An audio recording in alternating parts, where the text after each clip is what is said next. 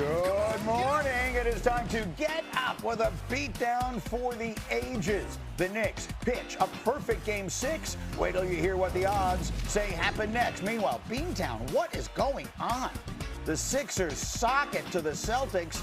We'll give you the one simple reason Boston is on the brink. Plus, Fernando Mendoza sets the expectation. We'll tell you why the Raiders haters might be in real trouble for the first time in forever. All that and more. Here we go. Sean Get is it. back Get for it. more. Get it. Thrilled to have him with us. D-Wood is nervous. He's a Laker fan.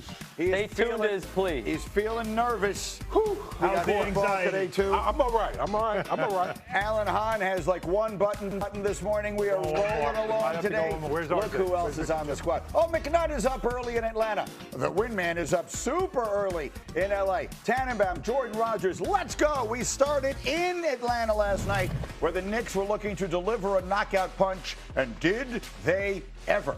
What we're about to show you all takes place in the first quarter of this game. And Alan, I posted, I'm not sure if there's such a thing as a perfect quarter, but if there is one, the Knicks just played it. Yeah, they absolutely did, because it's not just about the points they scored offensively. Their defense was locked down.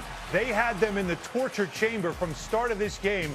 And what was once a 9-0 run by the Hawks turned into a 31-4 run by the Knicks. What an answer. OG Anunoby with a Euro step. Spike loving it. The Knicks up 40-15 after one. And then Shams, second quarter, more of the same. I mean, missed shots, turnovers. It was just a complete collapse by Atlanta. Absolutely, in every way. This looked like every offensive possession they had. Yes. And then we're going the other. Watch Mitchell Robinson on the receiving end here. Sets a screen, roll. Look at this. Throw it up.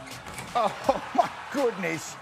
The Knicks up 41 points. We're in the second quarter. Hawks getting off a rare field goal attempt. Then it's Brunson, the alley. It's Bridges, the oop. The Knicks are up by 47 points. Mike Green was running out of ways to describe what he was seeing. Anunoby, he was the best player on the floor last night. Yeah, Knicks in the series. I'm about to say this. Knicks up 49. and you got to get the starters out. And this is why. Because you're going to get stuff like this. Dyson Daniels, a frustration elbow at the free throw area there. And then you got Mitchell Robinson. We're going to get a couple of ejections. This almost got ugly. And watch Mike Brown. Yeah. Mike Brown ends up on the floor. Yeah. You know what happened 28 years ago on this same day? Jeff Van Jeff Gundy? Van Gundy was on the floor on Alonzo Mourning's leg. That's a dirty How did that elbow. team finish, elbow's Alan? bad. How did that team finish? How did that team That finish? Knicks team. I believe that team. Was that the year they went to the final? No. And then lost? Whatever it was, it doesn't matter. The point is the Knicks absolutely obliterated the Hawks last night. No one got suspended, or shouldn't be, and that's the most important part of it all. Here's Karl Anthony Towns. He was doing his thing. Josh Hart is knocking down threes. The Knicks at that point had a 61-point lead, largest lead by any team in a playoff game in the play-by-play era.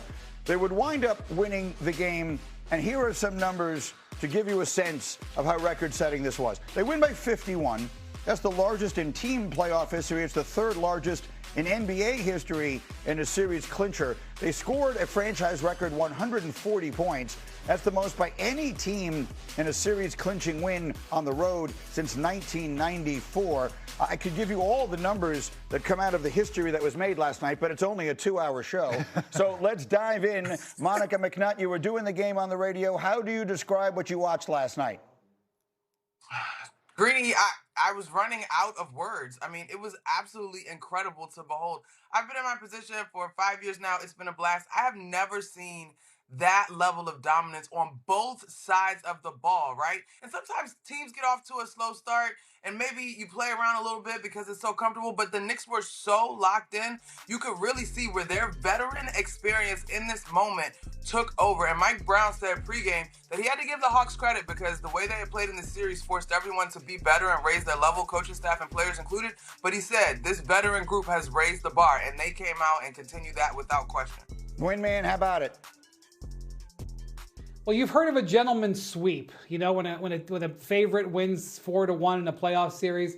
I'm going to coin this the courtesy 6 because really the Knicks were the better team throughout this entire series. They lost 2 coin flip 1-point games. The Hawks played well in those games. They were able to get it, but the Knicks really dominated this, and the dam broke last night. And I think the most important thing that can come out of this going forward is how the Knicks started using Karl Anthony Towns midway through this series. Essentially, he became a point center. This is a guy who played 55 playoff games in his career, had a playoff career high of 5 assists, which he did twice. He had 26 assists in the last 3 games, 10 in 2 of them, as they have found a way to get him unlocked and really unlock this offense. Now, he was feeding OG Anunoby, he was feeding Mikal Bridges, there were other guys hitting shots. And I'm not saying they're going to play this way guaranteed in the next round, but they found a new way to use Karl Towns, which could be very important going forward. Chomps, you're still relatively new to ESPN, and you're quite new to being on here with me. So here's what you're going to learn. I'm right like once a year, tops, right? So when you're right more than that. You're right not more really. than that. No, you're going to find I'm wrong a lot. So I am so seldom right that I give myself the right to crow when I was right.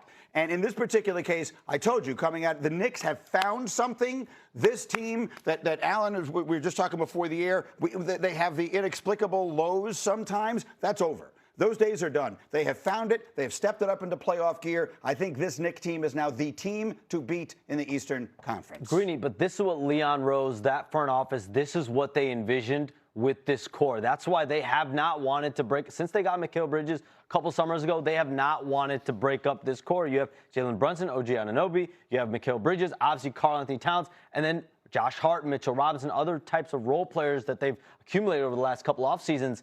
Even for a guy like Giannis, they didn't want to get rid of these guys. And so you think last night, their wings, that's the most important part of this. Yes, Karl Anthony Towns, Jalen Brunson, but when those 2 wings are going like they did last night, 53 points, 21 of 26 from the field, and now expect them, if Boston advances too in a collision course, how these 2 fare against the wings. Anunoby was the MVP of the series. Yeah. And just off of what Wendy said about the gentleman's sweep thing, can you win a series in 5 1/4? Because that's literally what happened in this game. And the point differential is the thing that really blows my mind, too, because the 2 losses were by 1 point each. But overall, the Knicks' point differential is plus 105 in this series. It's one of the all-time biggest point differentials you'll see. And look at it in comparison to other series as well. So what they did in this series was dominate despite the fact that it had to go 6. And that's what frustrates them. And what we were talking about, the floor-to-ceiling thing with this team. You saw it in this series. You saw it in Game 2 when they gave a game away. That's the floor sometimes with them. But the ceiling, the gap between floor and ceiling is so wide because you saw it obviously in Game 6. This offense, which is very reminiscent of what Mike Brown saw as an assistant in Golden State, which was a lot of Brunson off the ball, running off screens, even setting screens, and Towns as the point man, as the hub, sort of like what Draymond Green did. It's very interesting that they have put this in at this point of the season. They will next play on